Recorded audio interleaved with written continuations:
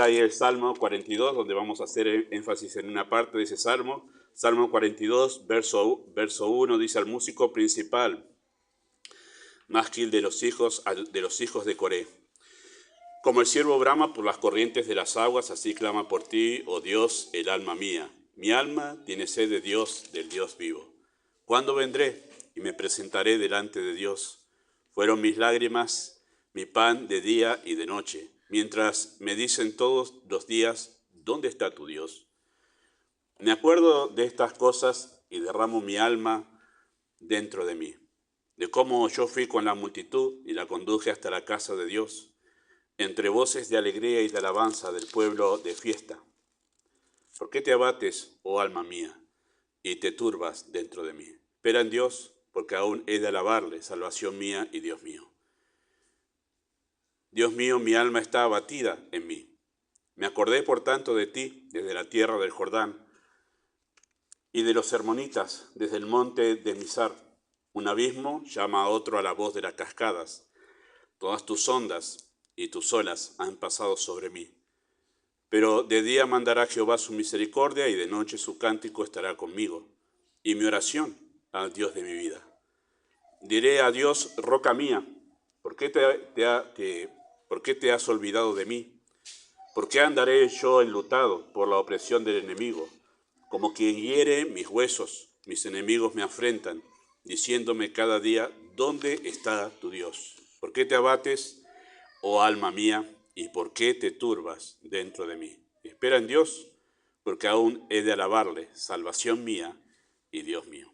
Amado Dios, nos disponemos en este momento a oír tu voz. Queremos que tú hables, nos enseñes, que podamos ser instruidos además, para poder ayudarnos mutuamente en situaciones a las que todos estamos expuestos a vivir. Así que rogamos la guía de tu Espíritu. Habla más allá de lo que hemos de decir en este momento, de una manera providencial y soberana. En nombre de Jesús. Amén.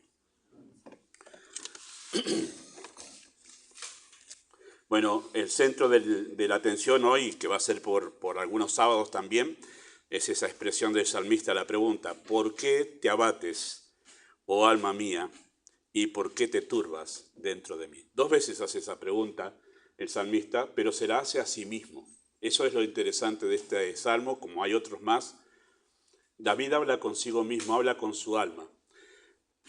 Y eso es lo tremendo. Él no dejó que su alma le hable a él, sino él le habló a su alma. Él se anticipó a lo que su alma le podía decir, a lo que su corazón le podía decir. Pero él se anticipó a lo que ya sabía que estaba pasando dentro de su corazón, que era entrar en una etapa de abatimiento.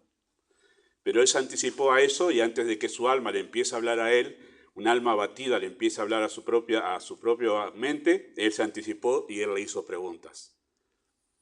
Y como la pregunta es como una pregunta retórica, como no hay razón para que entres en abatimiento. ¿Qué le dice la respuesta? Espera. Ahí dice: ¿por qué te turbas si no hay razón para que te turbes? Y entraba David en una etapa difícil de su vida, y por eso es que esa pregunta que hace dos veces es porque él mismo está preocupado por lo que le está pasando adentro. Sí, y ese va a ser nuestro tema.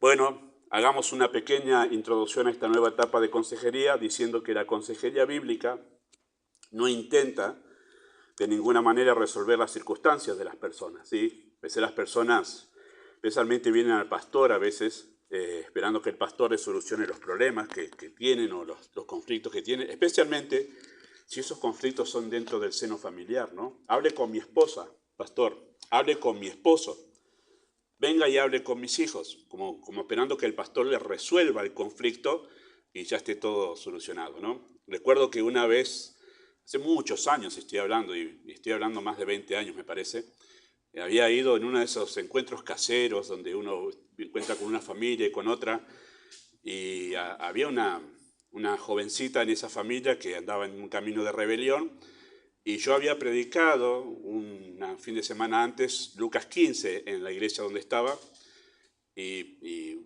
no estaba esta chica, pero sí estaban sus padres. Y era como que los padres pensaron: ese es para nuestra hija. Bueno, cuando caí de visita en esa reunión, el papá me abrió el Lucas 15, dale, léelo. Bueno, como que esa iba a ser la solución del momento mágica, ¿no? Porque ellos habían visto en ese Lucas 15 reflejada a su hija. Bueno, no sucede de esa manera. La consejería no soluciona las circunstancias de las personas, pero sí enseña a las personas cómo enfrentar esas circunstancias correctamente, de manera que Dios sea honrado. Ese es el propósito de la consejería, ayudar a las personas, al otro, en el caso nuestro de hermanos como iglesia, a que ese hermano que está atravesando una dificultad, un problema, una aflicción, pueda atravesarlo honrando a Dios. ¿Sí? Las circunstancias, después Dios hará lo que tenga que hacer con las circunstancias, ayudará, aliviará, las extenderá. Dios es el soberano sobre las circunstancias, pero sí lo que a nosotros nos debe preocupar es que cómo lo pasa la persona, cómo pasa el creyente a través de esa circunstancia. Tiene que pasar honrando a Dios y eso es lo que aconsejamos nosotros, ¿sí? Le aconsejamos eso. Y además porque esto es lo que vemos en las cartas apostólicas. Si ustedes leen y prestan atención a las cartas apostólicas, cuando acontecían problemas en las iglesias, los creyentes empezaban a experimentar conflictos con su vida espiritual. Bueno, escribieron las cartas apostólicas para enseñarles a los creyentes cómo vivir en conformidad a la verdad del Evangelio en medio de diferentes situaciones. Una de las más notorias es la carta a Santiago, donde los creyentes pasaron un montón de problemas. En una carta cortita, uno ve todos los conflictos que tenían esos creyentes que tuvieron que salir por causa de la persecución. Y Santiago no le escribe a ellos para decirles, miren, el problema se les va a solucionar de esta manera. No, en la carta a Santiago se les dice cómo ellos deben vivir su fe en medio de los problemas que estaban pasando. Pero no les soluciona los problemas. Dice, ustedes vivan de esta manera, en esta situación y en aquella otra. ¿Sí? Y así vemos eso en cada una de las cartas apostólicas. Los apóstoles nunca ofrecieron liberación del sufrimiento, como hacen algunos falsos maestros hoy en día, o liberación de la necesidad o del conflicto. Eso no lo vemos nunca en las cartas apostólicas, ¿sí? Sino que dieron instrucciones para atravesar esos conflictos, necesidades y sufrimientos honrando a Dios. Ahora, el motivo de este enfoque, ¿sí? Del enfoque de ayudar a la persona a saber cómo atravesar el conflicto, es porque más que las circunstancias en sí, el verdadero problema, ¿sí? Suele ser nuestra reacción más que el problema en sí. Cuando estamos atravesando un problema, nos damos cuenta que el problema en sí no es lo que atravesamos las circunstancias, sino cómo nosotros reaccionamos. Porque a veces incluso nuestra reacción empeora la situación. Y por eso es que el enfoque está en cómo atravesas y no tanto en qué estás atravesando. Porque las circunstancias las maneja Dios. Entonces, ¿cómo estás atravesando esto? Porque vamos a mirar a través de esta parte que estamos viendo nosotros que uno de los asuntos que vamos a notar esto es que cada vez que atravesamos circunstancias, si las atravesamos bien, es como un paso de crecimiento. Siempre que atravesamos bien una circunstancia honrando a Dios y nosotros nos dedicamos a hacer eso, bueno, lo que nosotros vamos a notar es que eso es crecimiento y nos prepara justamente para la próxima circunstancia adversa que va a ser más compleja, difícil. Entonces es como una preparación en nuestra vida espiritual. Sí, la adversidad además revela, queridos hermanos, nuestras falencias y pone en evidencia nuestra necesidad de transformación. Eso hace la circunstancia. Nos vemos a nosotros en la circunstancia de presión, nos vemos a nosotros y decimos, wow, no sabía que había esto en mí. Entonces nos revela y nos dice, necesitas crecer en en aquel área, en aquella otra, ¿verdad? Así que luego de haber sentado algunas bases, que fue lo que vimos en la primera etapa de consejería, para hacer consejería, vamos a concentrarnos ahora en aquellas problemáticas que son comunes a todos. No voy a hablar de temas difíciles porque no siempre nosotros tratamos, y no todos tratan con temas difíciles en consejería, ¿sí? Como algún tipo de neurosis, sino vamos a hablar temas comunes con los que nos encontramos todos nosotros dentro de una comunidad como la nuestra, ¿sí? Y vamos a empezar hablando de la depresión, ¿sí? Había varios para empezar a hablar, pero me atrapó para ponerlo como el primero. Vamos a hablar varios temas relacionados con estos conflictos que a veces solemos tener, y uno de ellos es la depresión. Por eso leímos el Salmo, porque David estaba atravesando un tiempo de depresión. ¿Por qué te abates, oh alma mía, y te turbas dentro de mí? Y él estaba entrando en un área muy difícil cuando una persona atraviesa, que es el tema de estar deprimido. Hay personas que tienden más a deprimirse que otras, ¿sí? Y los que hemos entrado, los que tenemos, yo era un ex depresivo, gracias a Dios, puedo hablar de eso, de un ex depresivo. Lo era antes de conocer a Cristo y fue mi lucha los primeros años de mi vida de fe, ¿sí?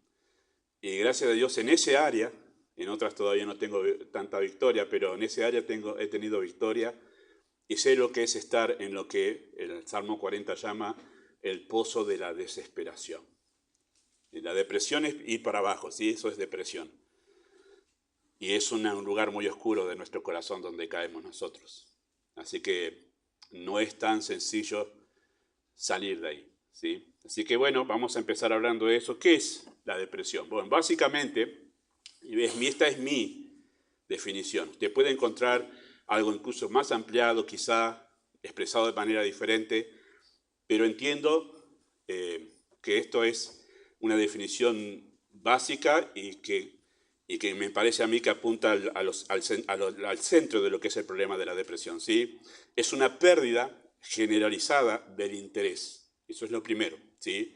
Cuando uno entra en depresión, pierde el interés por todo, por todo. Incluso cuando es una depresión muy profunda, uno pierde el interés incluso por vivir. Entonces es una pérdida generalizada del interés por todas las cosas, ¿sí? Esa pérdida, ¿sí? Originada por una percepción distorsionada de la realidad, ¿sí? Uno entra en depresión y empieza a tener una perspectiva distorsionada de sus circunstancias, de lo que está viviendo. Por el hecho de que esto es ir para abajo, uno está mirando de una perspectiva muy baja las circunstancias que está viviendo, ¿sí? Y entonces su perspectiva, su percepción de sí mismo y de la circunstancia suele ser distorsionada. Y esa percepción distorsionada lo que hace es despertar la desesperanza, ¿sí? Pierde la esperanza la persona, que va acompañada por sentimientos de profunda tristeza y melancolía. Eso creo que es la definición que me parece encierra todo lo que tiene que ver con la depresión, ¿sí? Y eso lo vamos a estar mirando y ampliando. Si usted ha sido una persona que ha caído en depresión, y si usted ha pasado algún tipo de depresión alguna vez, usted sabe que esto le ha pasado, ¿sí? Sentimientos profundos de tristeza y de melancolía, que no hay esperanza, y bueno, todo lo demás que viene a través de esto. Voy a mirar, no hoy, pero en una de las clases sobre esta problemática, es que este pecado, en algún momento se transforma en pecado. No toda depresión es un pecado, pero cuando se transforma en pecado, abre la puerta a un montón de otros pecados, ¿sí? Por ejemplo, cuando uno pierde el interés por todo, uno ya no se siente tan urgido de cuidarse en su vida espiritual. Y entonces peca porque dice, ¿para qué?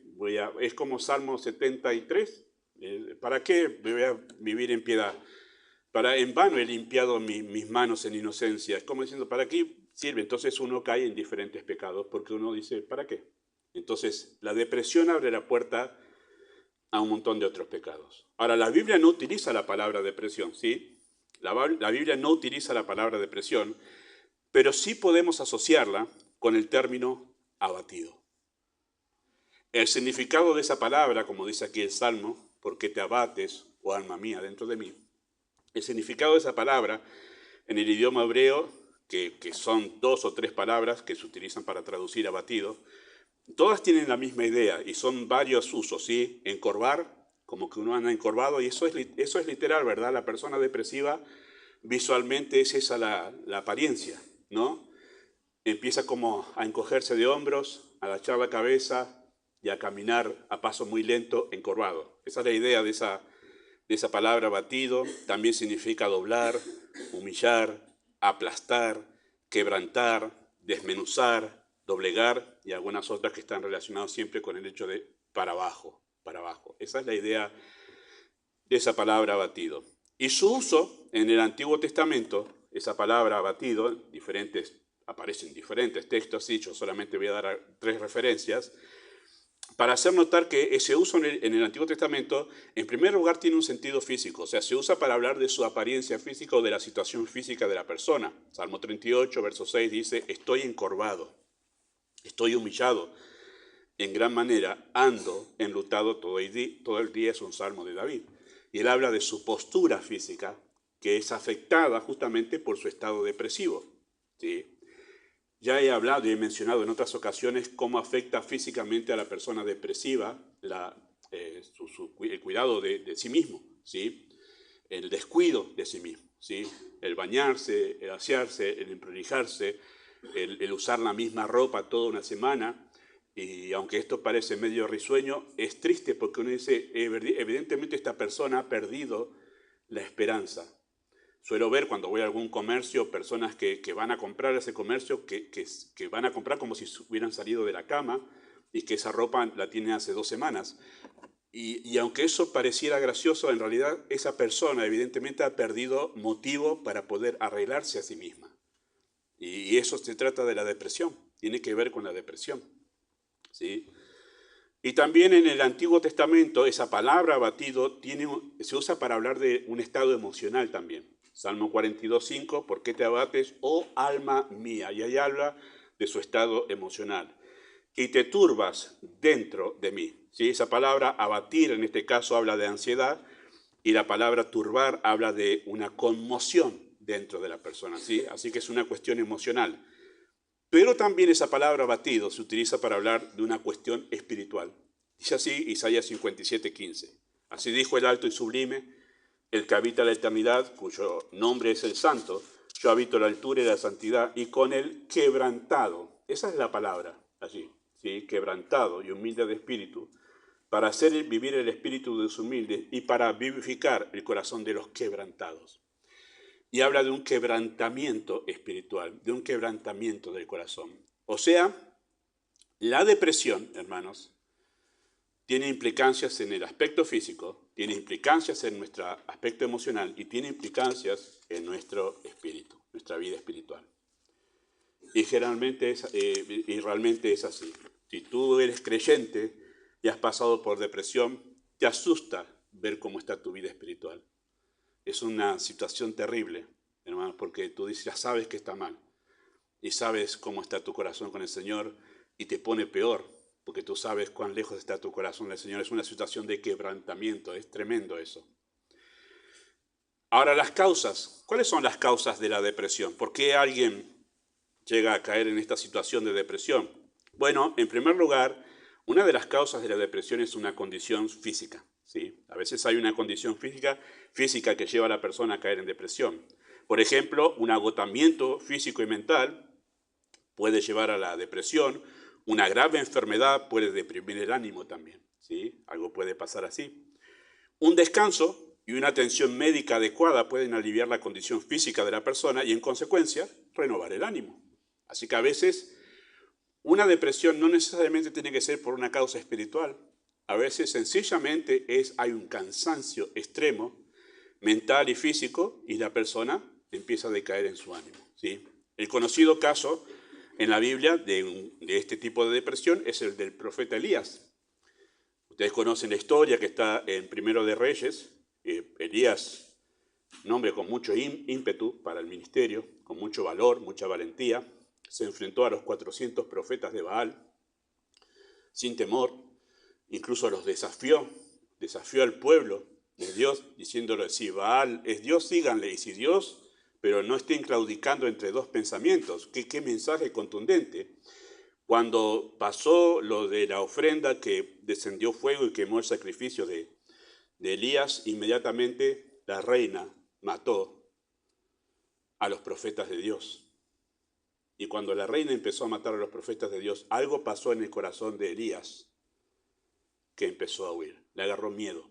Y el texto dice así, 19:4-6, dice, y él se fue por el desierto un día de camino, y vino y se sentó debajo de un enebro, y deseando morir, dijo, basta ya, oh Jehová, quítame la vida, pues no soy yo mejor que mis padres. Y echándose debajo del enebro, se quedó dormido. Y aquí luego un ángel lo tocó y le dijo, levántate, come.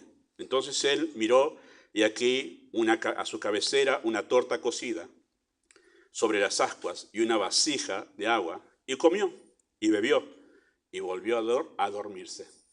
¿Qué necesitaba? Descansar. Y eso lo entendió el ángel. Es interesante que Dios mandó un ángel para decirle, come y bebe.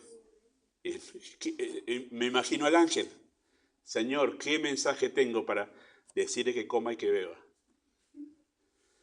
Qué cariñoso el Señor, ¿no? Qué cariñoso el Señor. Porque sabía que el profeta precisaba descanso, y yo entiendo la tensión y el grado de responsabilidad que sentía Elías por hacer su obra bien. Pero hay un momento y esto es muy común en los hombres de Dios, en los siervos de Dios y las siervas de Dios, que tienen un alto grado de responsabilidad, que no paran y no paran.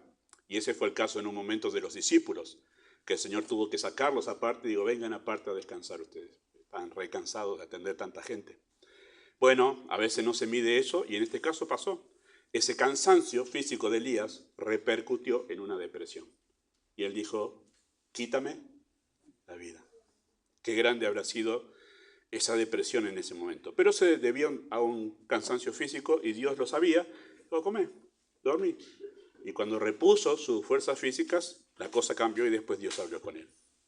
En algunos casos, queridos hermanos, la causa física puede derivar en una depresión espiritual. O sea, si no se atiende el problema físico que causa una depresión natural por un desgaste, bueno, puede derivar en una depresión espiritual y la cosa se complica ahí. Y por eso es necesario en algún momento ser sabio y saber que hay que dormir y hay que dormir. Y descansar y recuperar fuerzas. Incluso, hermanos, a veces Dios lo hace si uno no lo hace. Si uno no toma cuidado de descansar lo que debe descansar, Dios hace lo necesario para que, bueno, ahora tenés que estar en cama. Y Él trae alguna dolencia, alguna enfermedad, para que basta, hasta acá nomás. Cuídate, esa es la idea a veces. Es un cuidado de Dios. A veces un dolor es un cuidado de Dios, para que poner un alto.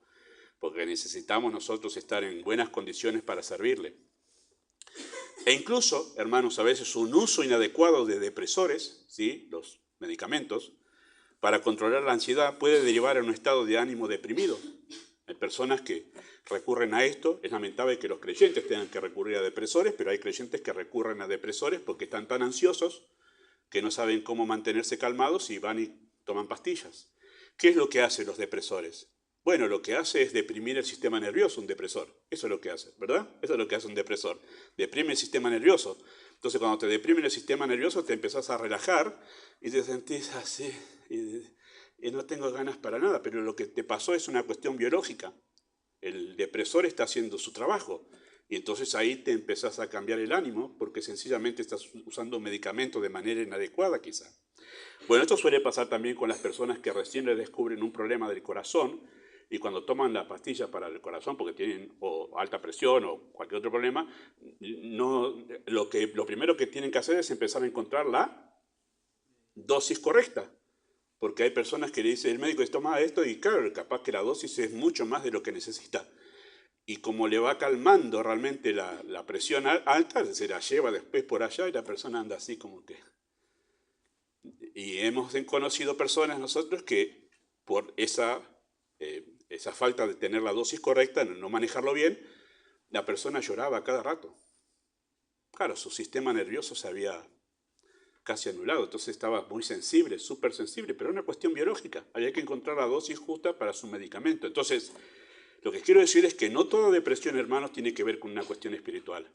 A veces puede ser por una cuestión biológica y física, ¿sí? Ahora, queridos hermanos, la madurez espiritual puede capacitar al creyente para mantener su estabilidad interior a pesar del cansancio físico, ¿sí? O sea, nosotros no podemos justificar nuestra depresión porque estamos cansados físicamente. Lo que sí digo es que pasa, ¿sí? Pero nosotros tenemos al apóstol Pablo, por ejemplo, que él, muy a pesar del cansancio, él no cayó en depresión. Él podía mantener su estabilidad, ¿sí? Muy a pesar del cansancio. La carta que él escribió en 2 de Corintios, a los Corintios, capítulo 4, versículos 7 al 11, él dice de esta manera: tenemos este tesoro en vasos de barro, para que la excelencia del poder sea de Dios y no de nosotros. Y escuchen esto, que estamos atribulados en todo, mas no angustiados, en apuros, mas no desesperados, perseguidos, mas no desamparados, derribados, pero no destruidos, llevando en nuestro cuerpo siempre por todas partes la muerte de Jesús, para que también la vida de Jesús se manifieste en nuestros cuerpos. Porque nosotros que vivimos siempre estamos entregados a muerte por causa de Jesús, para que también la vida de Jesús se manifieste en nuestra carne mortal, de manera que la muerte actúa en nosotros y en vosotros la vida. Teniendo este mismo espíritu de fe, conforme a lo que está escrito, creí por lo cual nosotros también creemos, por lo cual también hablamos. Y él va a terminar hablando en ese capítulo, verso 17, diciendo, porque esta leve tribulación momentánea produce en nosotros un cada vez más excelente peso de gloria. ¿Sí? Y habla en el verso anterior que este cuerpo se desgasta, pero el interior se renueva día en día. Un agotamiento físico puede explicar, hermanos, una depresión, pero no la justifica. Pablo nos enseña que si uno está maduro en su vida espiritual, puede mantener su estabilidad interior, muy a pesar de un cansancio. ¿Sí? Revela en realidad, lo único que hace el cansancio físico, que puede ser causa de depresión, no la justifica, sino que revela nuestra limitación, que tenemos un límite como humanos. ¿Sí? Otras causas físicas, queridos hermanos, de depresión puede ser la depresión postparto, que es muy común, ¿sí? Que todas las mujeres experimentan, o la mayoría. No, tampoco quiero ser absolutista, pero la mayoría experimenta la famosa depresión postparto. Y hay varias razones por lo cual sucede eso. Y creo que hablamos en un momento con los matrimonios que un marido sabio sabe entender eso, que después del parto hay un tiempo de depresión por varias razones. Y que es natural que suceda. ¿Sí? Así que puede ser eso y no necesariamente una condición espiritual. Y también una cuestión de desórdenes hormonales. Por ejemplo, los que han tenido problemas de tiroides, de la glándula tiroides, eso también cambia el ánimo. Y no necesariamente tiene que ser con una cuestión espiritual, sino que hay un problema orgánico, ¿sí?, que le lleva justamente a deprimirse. Bueno, eso por un lado, a veces es una cuestión física. Y por eso es que en la consejería lo que hacemos es tantear por qué esa persona está deprimida. Hay casos en algunos que poquitos que conocemos, una persona que uno dice que siempre anda bajoneada y cuando uno se acerca, que fue uno de los casos que conocimos, que le preguntamos cómo era su alimentación y no es porque no tenía, sino porque no quería alimentarse sencillamente. No, yo tomo un té con galletitas nada más. Y uno dice, ¿cómo se alimenta ese cuerpo con té con galletitas? Y no es porque no tenía, simplemente porque la persona vive sola y no se quiere cocinar. Claro, un cuerpo que no se alimenta después termina deprimiéndose. Entonces, tiene que ver con eso. Bueno, otro caso, para que ustedes sepan que muchas cosas pueden afectar. Cierto pastor, y esto ya año 1988, visitaba a una señora que vivía sola y siempre que iba a visitar, la señora estaba como deprimida, estaba apocada, estaba como entristecida. Y claro, entraba en la casa y la casa estaba con una sola lamparita iluminada, una persona sola que dice no quiero gastar en luz, iluminada solamente una lamparita, que encima de la lamparita estaba sucia porque no la limpiaba. O sea, era como entrar en la penumbra. Lo que hizo simplemente este pastor es agarrar su pañuelo y empezar a limpiar la lamparita y cambiar el tono de la iluminación. ¿Y qué cambió? El ánimo. El ánimo. Suelen decir que las personas que viven en los países donde los días son muy cortitos suelen ser personas con mucha depresión. Por eso beben mucho alcohol, para tratar de sobrellevar esa depresión que causa el tener muchas horas de oscuridad. Así que si estaba pensando ir a vivir a Irlanda o no sé dónde, tengan cuidado con eso. ¿Sí? Hay muchas horas de oscuridad y hay personas que se deprimen con eso. ¿Sí? Bueno, hay otra de las causas de la depresión, es una perspectiva distorsionada. Esa es otra de las causas de la depresión, una perspectiva distorsionada. Una percepción distorsionada de uno mismo en determinado contexto puede despertar ideas pesimistas y desalentadoras de nuestra identidad y de la realidad que vivimos. Esa es otra de las causas. Hay una perspectiva distorsionada de uno mismo en cierto contexto. Las personas pueden caer en pozos depresivos porque asumen que no valen nada o no sirven para nada, no tienen la misma suerte, y uso entre comillas eso, que otros han tenido en la vida, que son feos, despreciados o ignorados. ¿Sí? Usted dice, ¿en serio hay personas que se deprimen porque son feos? Y sí, muchas son las causas, ¿sí? Gracias a Dios que los lindos no tenemos ese problema. Más allá de los jocosos, créanme que esto suele suceder, especialmente con los adolescentes. Mucha depresión de los adolescentes pasa por ese tema de una percepción equivocada de sí mismos, cómo se ven a sí mismos, ¿sí? Y esto suele llevarlos, en algunos casos extremos, al suicidio, ¿sí? Bueno, esto suele llamarse, queridos hermanos, la famosa autoestima baja. Eso tiene que ver con eso. Concluyen entonces que nadie los quiere, que todos se burlan de ellos y que nadie los aprecia. ¿Sí? Esa es la percepción equivocada que uno tiene cuando está en este estado de depresión, nacido justamente por esta percepción equivocada, distorsionada. ¿Sí? No negamos, queridos hermanos, que el desprecio y la burla existen en este mundo, son parte de la realidad de un mundo caído en pecado. Estamos hablando del efecto, de eso estamos hablando, del efecto que el desprecio produce en nosotros llevándonos a la depresión. Uno dice, bueno, estoy mal porque me hacen bullying en la escuela. ¿Sí? Se suele decir de esa manera. Se burlan de mí. Uno dice, ¿tiene razón de deprimirse? No tiene razón. Este mundo es así, hermanos. Tiene razón. Lo que hay que preparar a los hijos es para que sepa cómo sobrellevar esa situación que se la va a encontrar en la escuela, en el barrio, en el trabajo, donde vaya. Se va a encontrar con eso. Hay que convivir con eso. Para algunos, obviamente, esto es un problema muy serio y tiene que ver con una percepción equivocada de sí mismo, ¿sí? Y los lleva a la depresión, ¿sí? Uno de los casos conocidos en el Antiguo Testamento, lo hemos citado varias veces, es el de Ana. Ana estaba en depresión por una percepción equivocada de sí misma. Ella tenía una percepción distorsionada de la realidad que estaba viviendo y tenía una percepción equivocada de sí misma. Entonces, por eso había caído en una gran depresión, una gran amargura.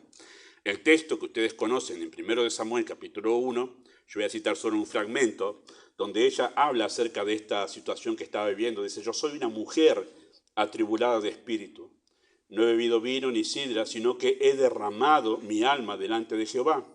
No tengas a tu sierva por una mujer impía, porque por la magnitud de mis congojas y de mi aflicción he hablado hasta ahora. Sí, interesante. Ustedes ya saben que el problema era que ella, por la cultura en que vivía, ¿sí? La cultura donde ella vivía, el contexto cultural donde ella vivía, por ese contexto se percibía despreciable, porque en ese contexto que una mujer no tenga hijos, ¿sí? Era una tragedia. Hoy no lo es así, incluso hay en nuestra cultura, muchas mujeres que deciden no tener, en realidad. Cada vez los matrimonios tienen menos hijos y la mente ha cambiado en ese sentido, es una cuestión cultural. Y no estoy haciendo un juicio de que si está bien o mal aquello y esto, simplemente estoy diciendo la cultura era así en ese momento. Es más, la cultura en ese momento era que si no era la mujer para criar hijos, entonces ¿qué utilidad iba a tener? Entonces era una cuestión cultural, no estaba bien eso. Que la Biblia lo relate no quiere decir que la Biblia dice que estaba bien. La Biblia relata cómo era la cultura en ese momento. Y a causa de ese pensamiento cultural de que si no tenía hijos estaba perdida en la vida, entonces a causa de eso ella tuvo una percepción equivocada de sí misma. Y vivía angustiada justamente porque en ese momento también sucedía que los hombres tenían 2 esposas o más, como en este caso. Y la otra esposa que tenía muchos hijos se burlaba de ella. Una cuestión cultural. Esto la llevó a una gran depresión, una gran amargura. Dice, la magnitud de mis congojas, todo esto llegó a ella porque se percibía como miserable. No tengo hijos, no sirvo para nada. Esa es la idea de lo que pasaba aquí con Ana, ¿sí? Bueno, todos sabemos la situación.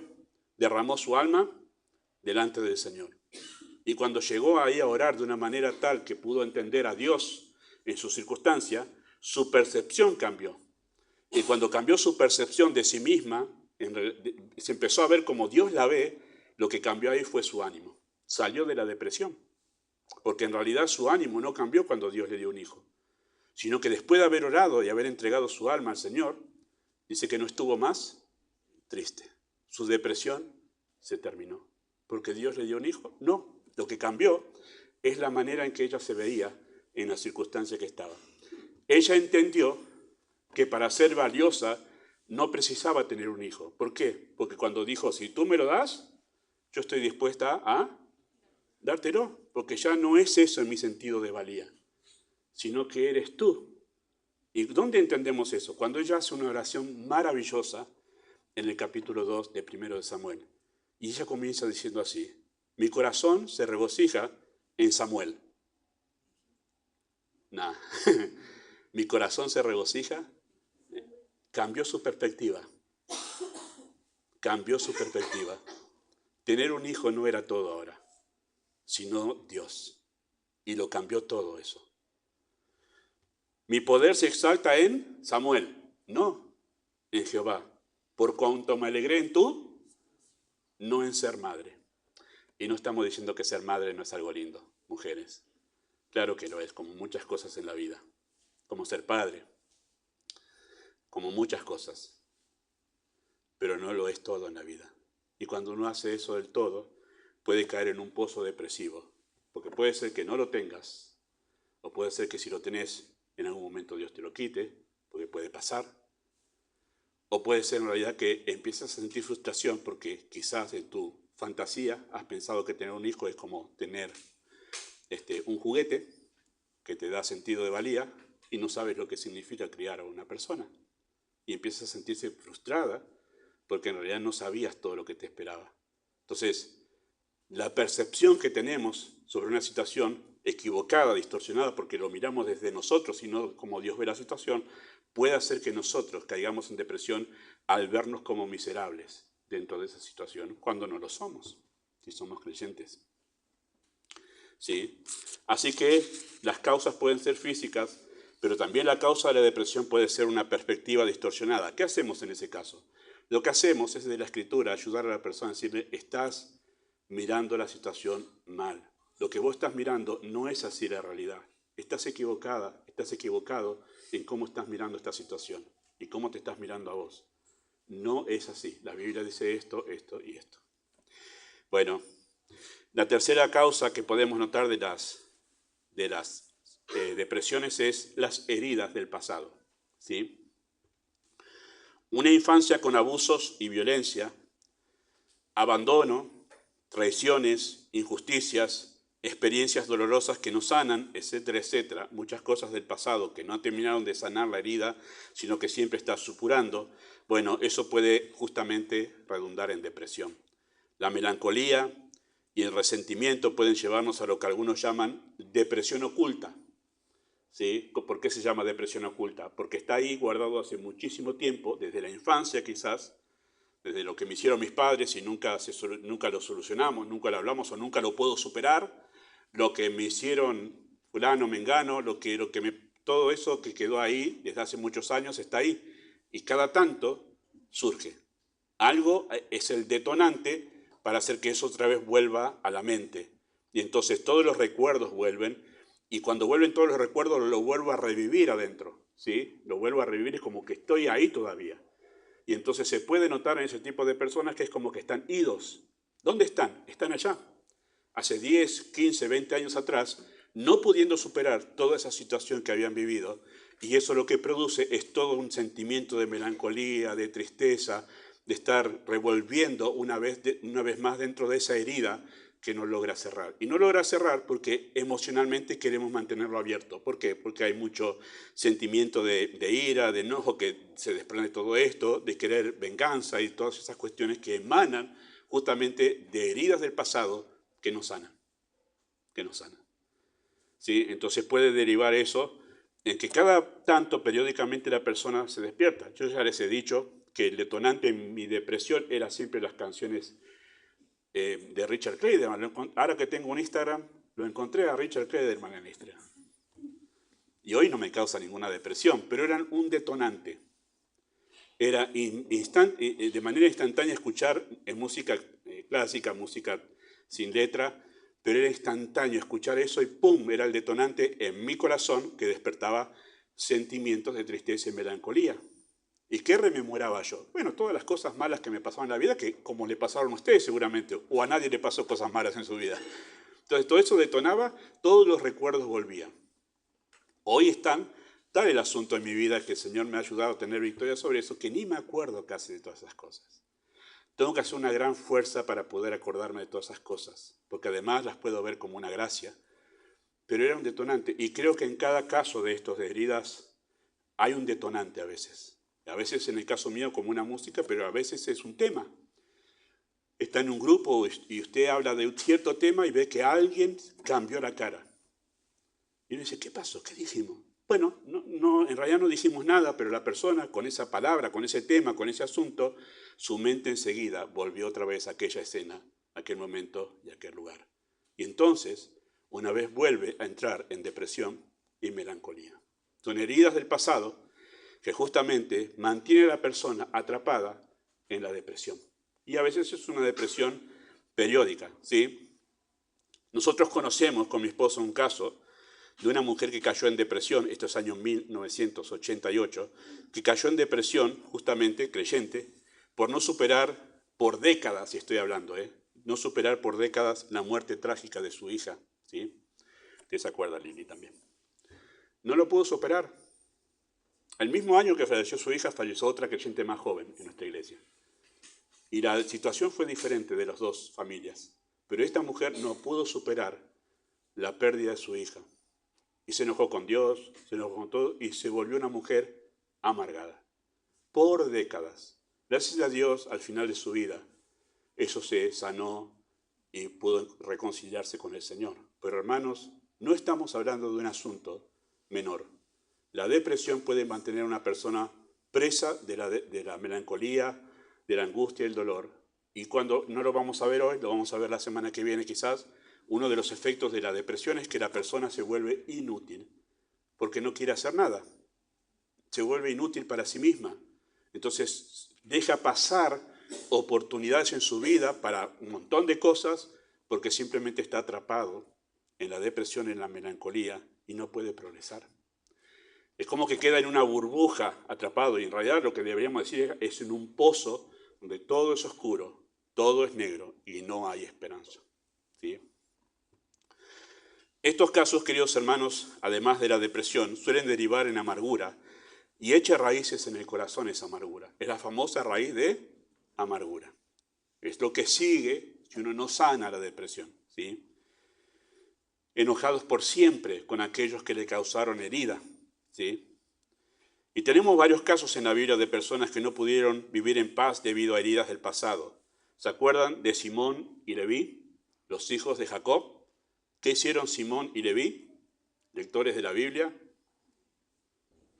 Simeón, perdón, y Leví. Mataron, exactamente. Su hermana Dina había sido abusada. Ella se expuso también en el texto, ¿sí? Y después su papá Jacob arregló la situación. Llegaron a un acuerdo con aquella familia de este príncipe que había abusado de su hermana.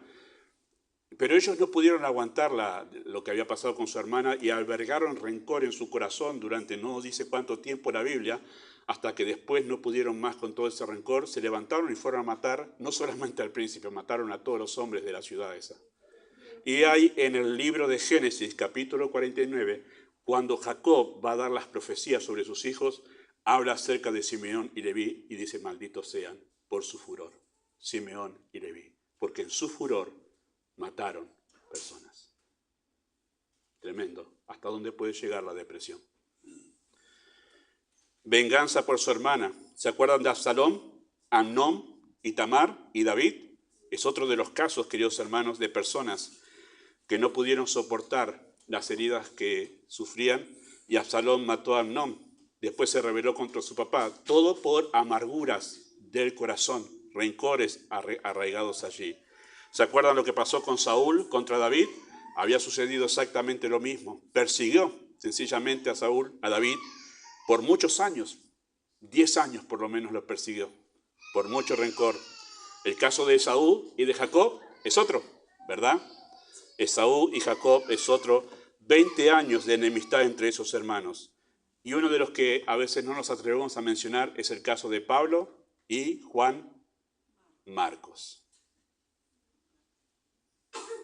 ¿Por qué no lo llevó Pablo a Juan Marcos a la obra misionera? Y algunos se quieren poner del lado de Pablo o de Bernabé. Hermanos, entiendo a Pablo, no se justifica, pero estaba dolido porque este joven lo defraudó. Lo abandonó, le dio confianza y defraudó esa confianza. Y es recién después, cuando Pablo está anciano, que él escribe a Timoteo y le dice, traigan a Juan Marcos, porque me es útil para el ministerio. Todo el dolor que le había causado sentirse defraudado por aquel a quien le había dado confianza, había sanado durante todos esos años y después lo llama de nuevo. Pero hermanos, no es raro que personas se depriman porque vienen arrastrando desde su niñez o su juventud heridas que todavía están abiertas y no sanan. Las depresiones más comunes, queridos hermanos, dentro de esta categoría, suelen suceder por heridas entre padres e hijos. ¿Ha visto todas las películas? Desde Yo soy tu padre, en Star Wars, ¿no? Todas las películas hablan de alguna deuda que tienen los padres con los hijos o los hijos con los padres. Todas. ¿Por qué aparece tanto esto de heridas entre padres e hijos que hay que reconciliar? Porque es lo más común. Es lo más común que al convivir padres e hijos se hieran. Y no superar eso puede arrastrar penas por muchos años, sino por toda la vida en algunos casos. Y algunos nunca la sanan. Terminan no atendiendo a sus padres cuando son ancianos y ni siquiera estando cuando son enterrados. ¿Por qué? Porque no sana la herida y siguen en depresión. Queridos hermanos, cuando hablamos de las causas nos referimos al contexto en que nuestro corazón se inclina hacia la depresión, ¿sí? A eso nos referimos con las causas, el contexto. Nosotros necesitamos indagar el por qué nuestro corazón se desalienta en esas causas. Es lo que los médicos no llegan a ver y que los psicólogos no llegan a ver. Generalmente uno llega hasta la circunstancia. Pero ¿qué hace que mi corazón en una circunstancia se deprima? Y uno dice, bueno, pero es natural, pastor, si está pasando por una situación donde, por ejemplo, se burlan, natural que se deprima. No. ¿Por qué? Porque unos pasan por una situación donde se burlan y no les hace nada. ¿Y por qué a otros sí? Y es ahí donde tenemos que llegar, no hoy, quédense tranquilos, va a ser la próxima vez. ¿Qué es lo que hace que una persona pase por aflicción, se deprima y otro no? Y eso vamos a mirarlo la próxima vez, ¿sí? La depresión, queridos hermanos, no discrimina. Todos somos propensos a caer en ella. David cayó en ella, Saúl cayó en ella, Pablo cayó en ella, Pedro cayó en ella, Ana cayó en ella, Jonás, es el caso más conocido también de depresión, Jeremías era el profeta llorón, Elías y otros tantos más. La depresión no discrimina. Todos estamos propensos a caer en depresión. Todos necesitamos estar preparados para reconocerla y enfrentarla con sabiduría. Por eso el salmista se preguntó, ¿por qué te abates, oh alma mía? ¿Y por qué te turbas dentro de mí? Empezó un tiempo de autoanálisis de que él se sorprendió de por qué estaba cayendo en depresión. Pero él tuvo una respuesta, aunque no sabía por qué. Él dijo, espera, y hermanos, voy a ser enfático en este tiempo, muy enfático, porque no dejo de sorprenderme de creyentes que todavía quieren ir al psicólogo. David no dijo, iré al psicólogo. Alma mía, espera en Dios. Y si tú eres depresivo, o tú estás en depresión ahora, y vamos a hablar en una clase, no la próxima, pero una clase, de cómo Dios usa la depresión para santificar tu vida. Porque la depresión es usada en las manos de Dios para santificarnos. Vamos a hablar en ese momento de la experiencia del pastor Spurgeon, que sufría de depresión, y él habla de cómo la depresión la usó Dios en su vida para santificarlo. Hermanos, esperen en Dios si estás cayendo en un pozo de depresión. No busques la ayuda del mundo, busca a Dios. Amado Padre, encomendamos esta enseñanza en tus manos. Deseamos que tú abres el corazón. Somos seres limitados y no tenemos la capacidad de soportar todas las circunstancias. Somos superados, nos vemos superados muy a menudo por la presión. Y en ese momento tendemos a perder la esperanza, a deprimirnos. Y por eso nosotros acudimos a ti. Y sabemos que tú la usas para eso, para que te busquemos, para que volvamos a ti. Usa tu palabra en el nombre de Jesús.